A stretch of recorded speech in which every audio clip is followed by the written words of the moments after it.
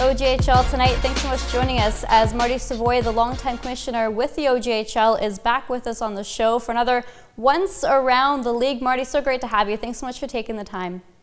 Thanks for having me. I appreciate it.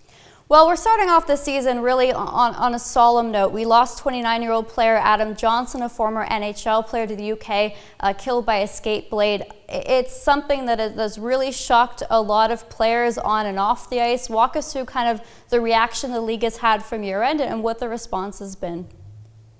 So I've been here 14 years now. We've always had neck guards on our players. We're one of the fortunate leagues a number of years ago decided to put them on. There was a tragedy in the OHL. There was an official at the time passed away, so they put them on. A couple of years ago, we had the option to remove them, but our governors decided to keep them on. So we're one of the leagues that have always had the neck guards in place because of, the unfortunate circumstances of the freak accidents around the neck or caused severe injuries in what we saw happen overseas. What the CJHL has done, I'm vice chair of the CJHL, they sat down and we've passed a motion nationally now that all of Junior A across the country will wear neck guards. And it's, we were the first league to kind of go full face mask as well when it comes to the safety of our players. And, when it comes to player safety, you got to remember we're dealing with athletes that are 17, 18, 19 years of age, some 20-year-old that are young men. They have testosterone going on. They have that invincibility thing. Then we got to make sure as administrators in the game that we're here to protect them. Sometimes they didn't enjoy having to put them on, but I think we've made the right choice, not only in the OJ, but across the CJHL to make sure we're protecting our players. And there is a real height difference from a 16-year-old to a 20-year-old, regardless of kind of where they are in the stage of their career. So what other reactions have you been seeing, and you've kind of been talking with other executives in the leagues and beyond? Yeah, it's interesting. When the face mask came on board, there was a lot of pushback by some leagues, but it seems with the neck guard, everybody's on board 100%. We've just actually this year hired a gentleman by the name of Greg Kimberly, a 20-year NHL veteran, to be our director of player safety, reviews every game, every hit, everything that goes on. And, when we were talking to him about it, from an official standpoint and a safety standpoint, it's kind of silly that you would not be wearing. I think you're seeing some guys now, even in the National Hockey League, that are going to start wearing the neck guards and whatnot. So it's just, I'm glad to see that the other leagues that traditionally may not have wanted to put them on understand is that, again, we're dealing with younger kids. And I always say that it's the speed and strength of the kids. I played in this league 30 years ago when we were not as big or as fast as the kids are today. And sometimes accidents happen. So it's glad to see that, you see it in the Western Hockey League. The OHL already has the neck guards on. It seems that most of hockey is going that way to protect the player. The OJHL slogan is the league of choice. So with that, in the spirit of that, what is the state of the league right now, especially kind of moving forward through the pandemic and hopefully eventually to the end of it? Yeah, the one great thing in the pandemic is we had a lot of time to sit back and reflect of where the league is at and do a lot of planning and kind of putting in place steps that we want to move forward. We already talked about introducing a whole new department in player safety. We've brought on a whole new director of recruitment, Stefano Durante, who people that have followed the league, he's a national champion with the Coburg Cougars and won the MVP at the Centennial Cup that year. He now goes out and speaks to potential players coming into the league and a whole recruitment around it. Our social media has been revamped through the leadership of Rick Morocco and Tim Bates and Jamie Wortstra in the office here and Jim Mason. We've now do a robust kind of content management of trying to get content out to players.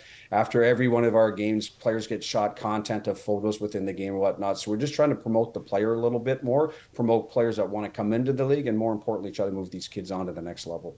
Are you finding more traction with that? Because, I mean, it's all about marketing, right? Especially attracting younger fans, but more importantly, scouts to see where these kids can go the next step.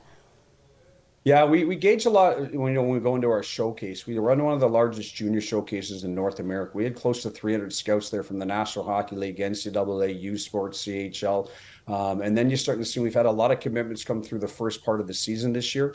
You've seen a lot going to some big schools like Boston College, Harvard and Yale and whatnot. And then some U Sports connections as well. And so that's what we're here to do, is try to move kids to the next level. And we're starting to see more and more traction of it. We offer, a great product.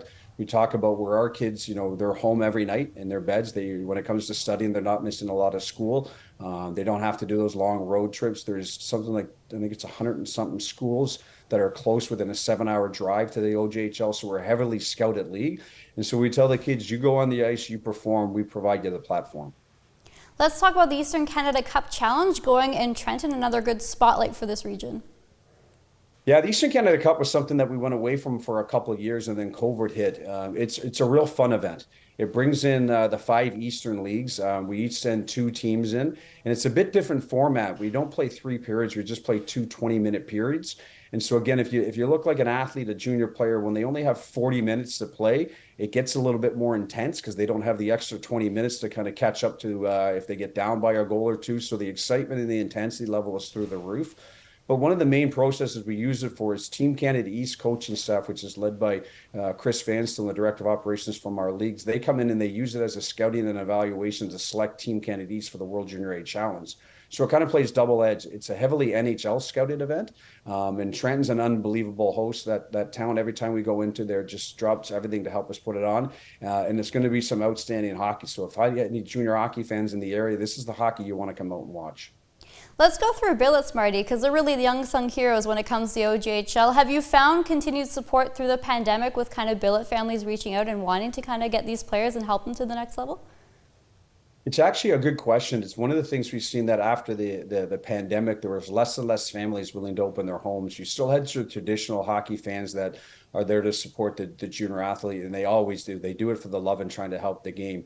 More and more, we're seeing that it's a bit more of a commitment from the billet family to come in. I think all the leagues that I've been talking are having a bit of more of a challenge with the billet family with the COVID and whatnot. But I think so far, all of our teams have been able to find homes for our players to play in. But it's something that we do monitor and want to make sure that we continue to have space to be able to house these athletes. And moving forward, Marty, I mean, where do you see the OJHL going, especially in the new year, as it seems that there's more eyes on the OJHL, especially this season?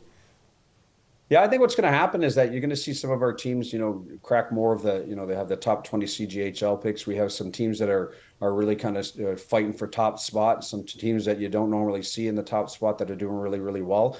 And then I think our commitments are going to go up a little bit, both to, the NCAA sports and to the CHL. And that's the exciting thing for us. We're getting we're getting near Christmas time where teams will start ramping up for the new year. And then before we know it, we're going to hit playoffs. And I always say that's when all the fun starts. Well, Marty Savoy, once again, the OJHL commissioner, thanks so much for your time. Really appreciate all the updates. Take care. Anytime.